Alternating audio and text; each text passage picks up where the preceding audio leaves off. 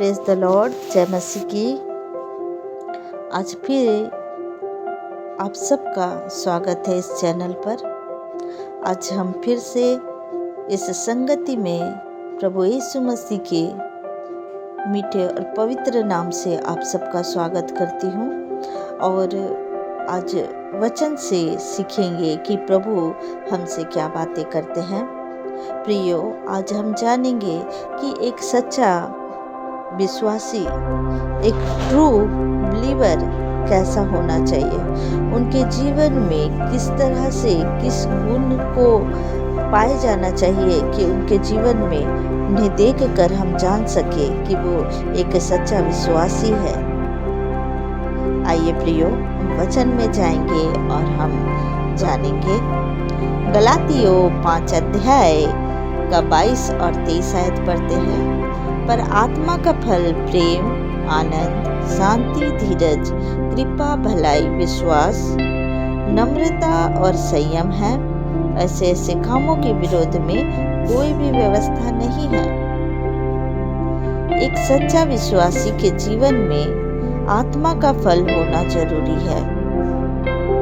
आत्मा का फल में प्रेम, आनंद, शांति, धीरज, कृपा, भलाई, विश्वास, नम्रता और संयम है। ये 9 प्रकार के फल उनके जीवन में होना जरूरी है, जो आत्मिक फल है। जब आत्मिक फल जीवन में आता है तो वो किसी भी परिस्थिति में नहीं हारता है। वो हर एक परिस्थिति में प्रभु के आत्मा के द्वारा वो चल सकता है, क्योंकि उनके अंदर प्रेम होगा। एक सच्चा विश्वासी के अंदर प्रेम होगा, लोगों के प्रति प्रेम होगा। वो लोगों को कभी भी बुरा नहीं बोलेंगे। उनके अंदर सभी के लिए, अपने समाज के लिए, अपने घरों के लोगों के लिए, अपने कलीसिया के लोगों के लिए, सभी के लिए प्रेम होगा। उसके अंदर आनंद होगा, प्रभु का आनंद होगा, उनमें शांति होगी। वो कोई भी परिस्थिति आ जाए, वो उनके अंदर शांति होगा, धीरज होगा, लोगों के प्रति कृपा होगा, लोगों का भलाई करने का मन होगा उनके अंदर, और प्रभु के प्रति पूरी सच्ची निष्ठा और विश्वास होगा। उनमें नम्रता होगा, लोगों से किस तरह से बात करना है उनके अंदर नम्रता होगा, संयम होगा, कोई भी चीज़ों के लिए उनके अंदर संयम होगा। आगे हम देखते हैं इब्रानियों 10 अध्याय का 19 आयत में, इसलिए हे भाइयों, जब हमें यीशु के लहू के द्वारा उस नए और जीवित मार्ग से पवित्र स्थान में प्रवेश करने का हियाव हो गया है। जब हम जानते हैं कि हम यीशु मसीह के लहू के द्वारा वो जीवित मार्ग, वो स्वर्ग, वो नया यरूशलेम में हमें प्रवेश करना है, हमें पता है कि हमें उस मार्ग में चलना है। हम जान गए हैं कि हमारा आगे का कदम क्या है, हमें क्या करना है, कैसे चलना है। उस व्यक्ति में ये पता होगा उसे कि मेरा कदम किस तरफ जा रहा है। वो डगमगाएगा नहीं, वो हमेशा अपने विश्वास में मजबूत होगा और वो जानेगा कि मैं यीशु मसीह के लहू के द्वारा वो नए और जीवित मार्ग में, उस पवित्र स्थान में एक दिन प्रवेश कर जाऊंगा। जब हम गलातियों 5 अध्याय का 22 आयत में पढ़ते हैं कि पर आत्मा का फल प्रेम, आनंद, शांति, धीरज, कृपा, भलाई है और विश्वास है, तो विश्वासियों के जीवन में आत्मा का फल होना अति आवश्यक है। उनके जीवन में आत्मा का फल होना चाहिए। पवित्र आत्मा का अभिषेक पाया हुआ चाहिए। उनके जीवन में पवित्र आत्मा का अभिषेक होना चाहिए। उनका प्रभु पर विश्वास करना, उनके जीवन में अटल विश्वास प्रभु के प्रति होना चाहिए। और ये विश्वास उनके अंदर होना चाहिए कि प्रभु यीशु मसीह ही मेरा उद्धार करता है। प्रभु यीशु मसीह के कारण मैं इस धरती पर आज पवित्र धर्मी जन पाया जाता हूँ। मैं धर्मी जन हूँ, उनके अंदर ये विश्वास होना चाहिए और अपने हर एक पापों से वो प्रभु के सामने जाकर घुटनों में आकर अपने पापों से तौबा करे। वो पवित्र आत्मा का दान पाया हुआ व्यक्ति होना चाहिए, पवित्र आत्मा के द्वारा चलने वाला व्यक्ति होना चाहिए। एक सच्चा विश्वासी ऐसा होता है जिनमें पवित्र आत्मा का फल हो, पवित्र आत्मा का दान वरदान हो। केवल बपतिस्मा लेने से उद्धार नहीं मिलता, अपने आप में बदलाव भी होना जरूरी है। सच्चा विश्वासी का चलना उठना बैठना बात करना ये नहीं कि चर्च में आए और उसका व्यवहार एक अलग हो और जब बाहर जाए तो उसका व्यवहार अलग हो, ऐसा नहीं होना चाहिए। उनके जीवन में आत्मा का फल होना जरूरी है। जब हम देखते हैं गलातियों 5 अध्याय का 16 आयत में, पर मैं कहता हूँ आत्मा के अनुसार चलो तो तुम शरीर की लालसा किसी रीति से पूरी ना करोगे। वो व्यक्ति आत्मा के द्वारा चलने वाला व्यक्ति होगा, वो शरीर की लालसा पूरी नहीं करेगा। वो पहले प्रभु से हर एक बातों को कहेगा कि प्रभु आज मैं ये कार्य करने जा रहा हूँ। हर एक बातों में प्रभु को पूछेगा, प्रभु के आत्मा के द्वारा चलेगा। वो अपनी शारीरिक अभिलाषाओं को पूरा नहीं करेगा, वो केवल आत्मा के अनुसार ही चलेगा और वो अपने मन को पूरी तरह से फिरा लेगा। वो अपने पापों को छोड़ देगा।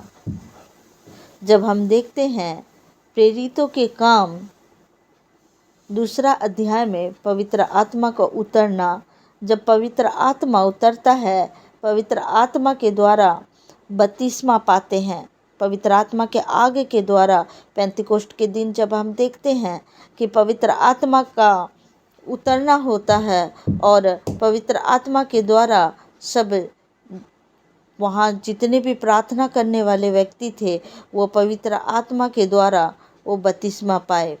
आइए हम प्रेरितों के काम 2 अध्याय को हम देखते हैं।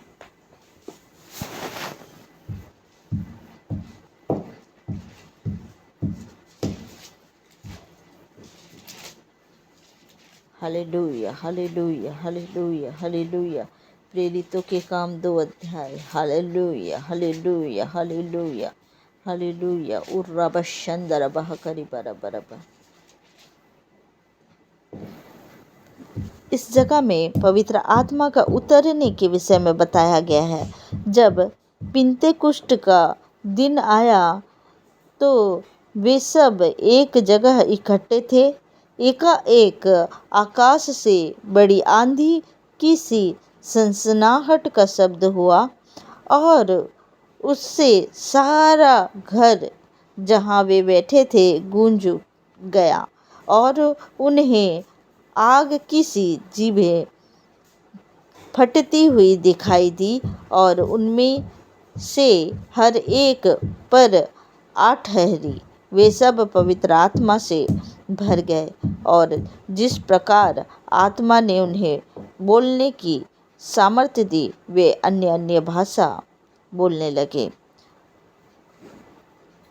जब एक व्यक्ति बपतिस्मा ले लेता है, उद्धार पा लेता है, उसके बाद उसके जीवन में पवित्र आत्मा आता है और पवित्र आत्मा का अभिषेक उनके जीवन में ठहरता है।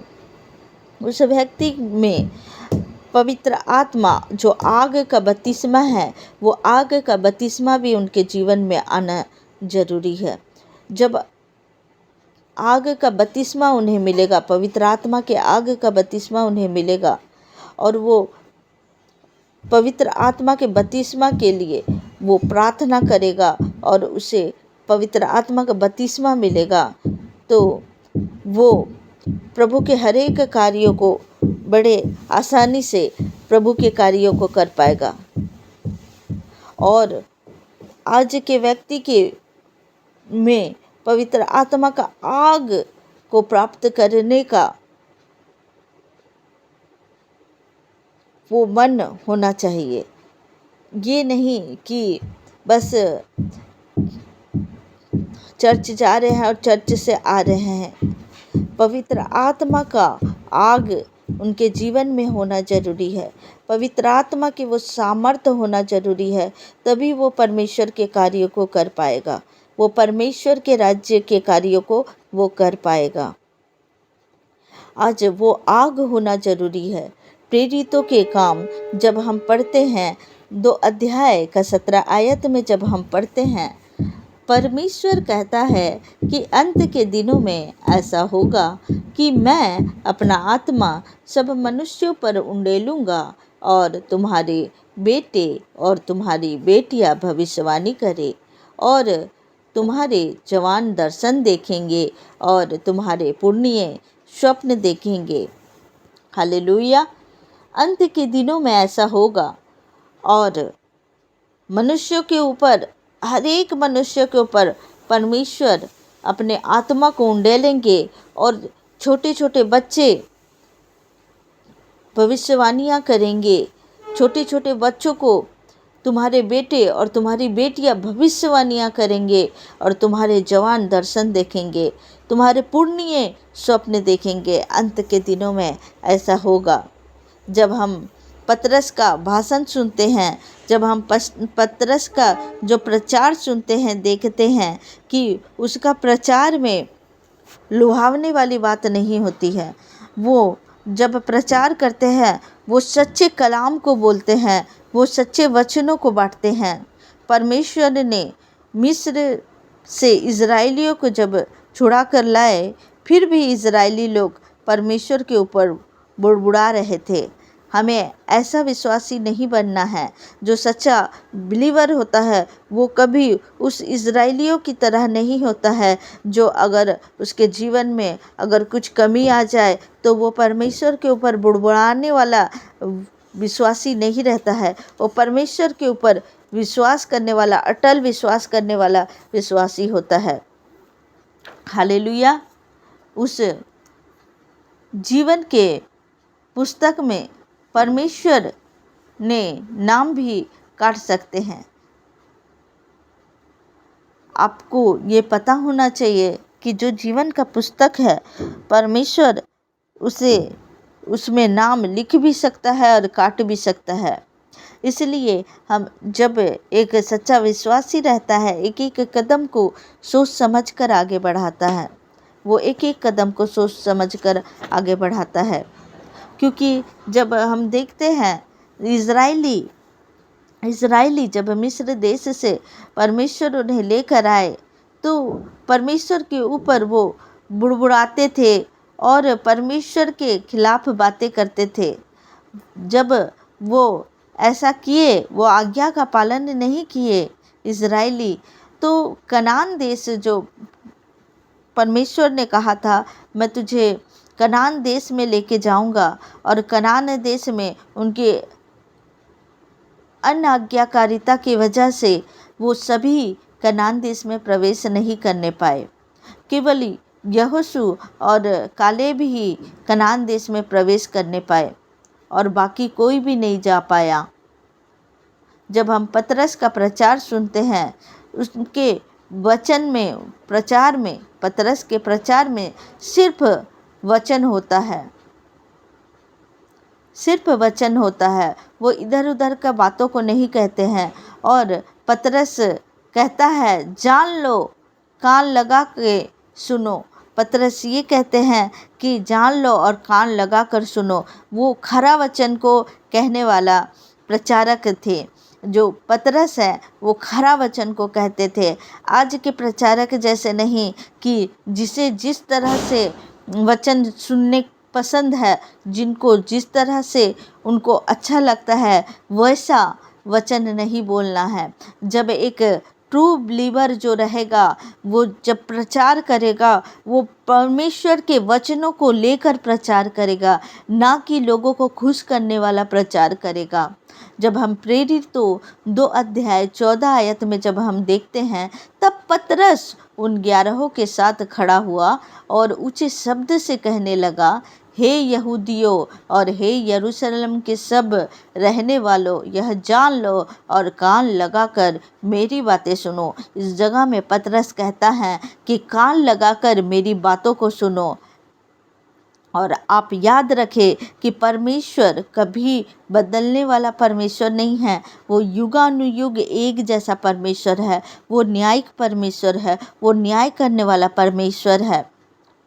और वो एक सच्चा बिलीवर को ढूंढ रहा है। वो ऐसा बिलीवर को नहीं ढूंढ रहा है जिसका विश्वास ही परमेश्वर पर नहीं है, जो अपने स्वार्थ के लिए परमेश्वर के पास आ रहा है। वो खाली रोटी, कपड़ा, मकान के लिए परमेश्वर के पास आ रहा है।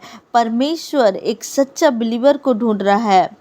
और अपने आप को धोखा ना देना कि ये कहकर कि हम परमेश्वर को मान तो रहे हैं, लेकिन मुंह से तो बोल रहे हैं, लेकिन अंदर से कुछ और ही आपका चल रहा है। ऐसा नहीं। जब हम गलातियों में देखते हैं, गलातियों 5 अध्याय का 16 से 21 आयत हम पढ़ते हैं। गलातियों 5 अध्याय का 16 से 21 आयत हम पढ़ेंगे।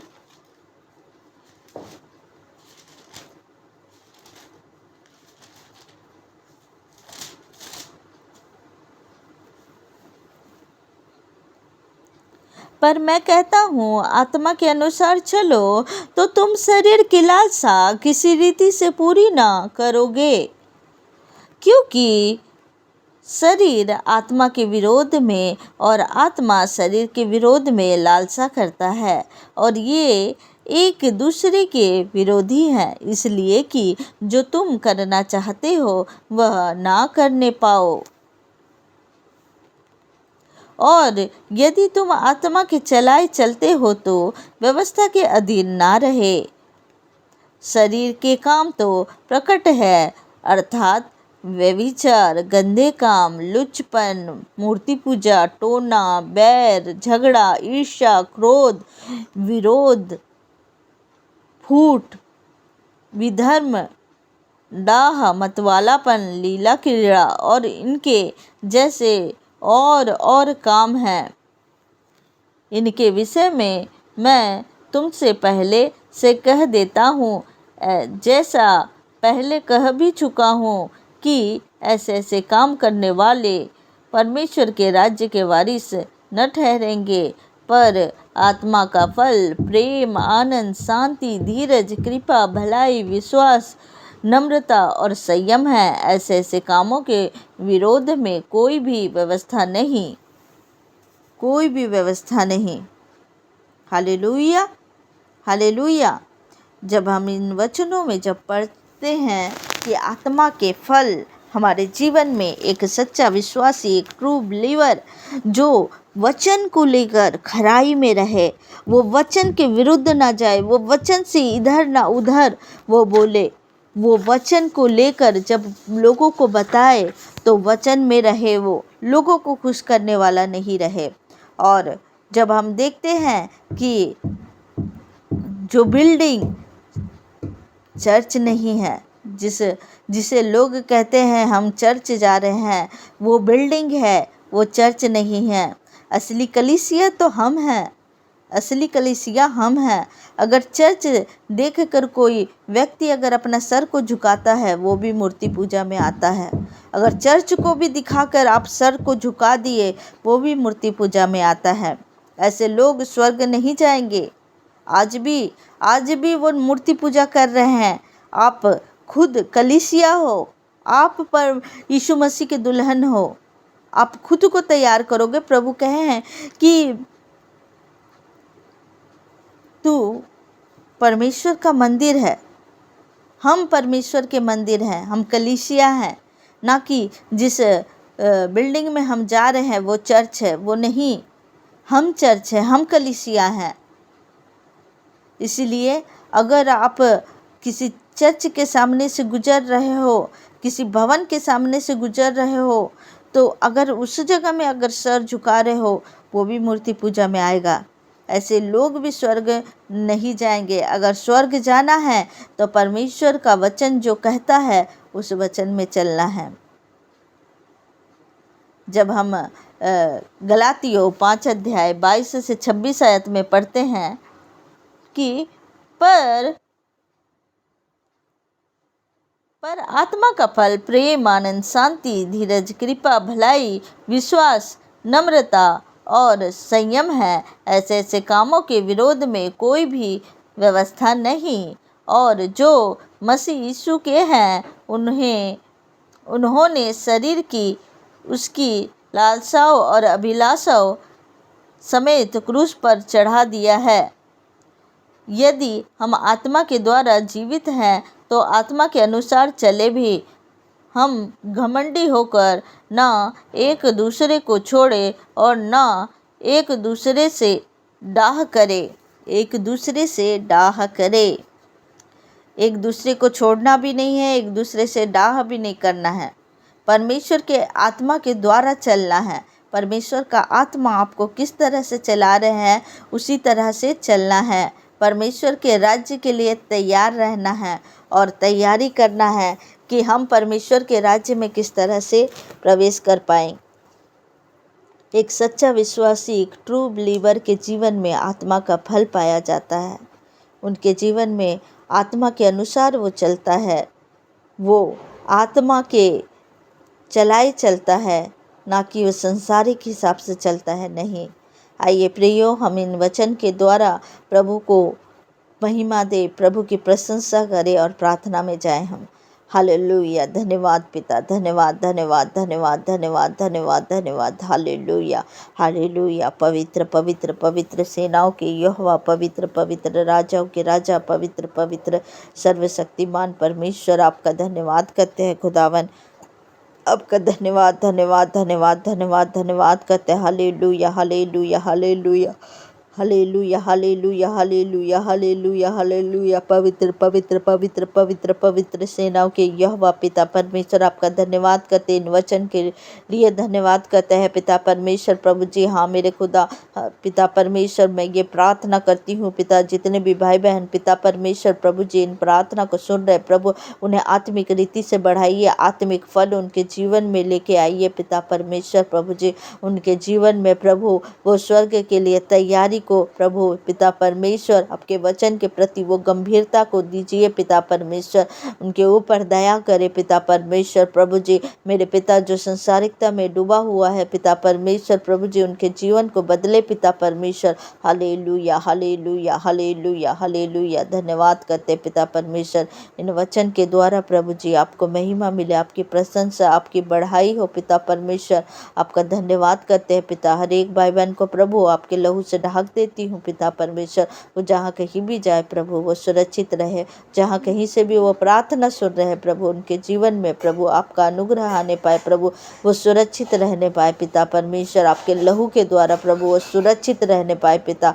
आपका धन्यवाद धन्यवाद और धन्यवाद करती हूँ पिता। इस दुआ को पिता परमेश्वर आपके प्रिय पुत्र हमारे उद्धारकर्ता यीशु मसीह नासरी के नाम से मांग लेती हूँ।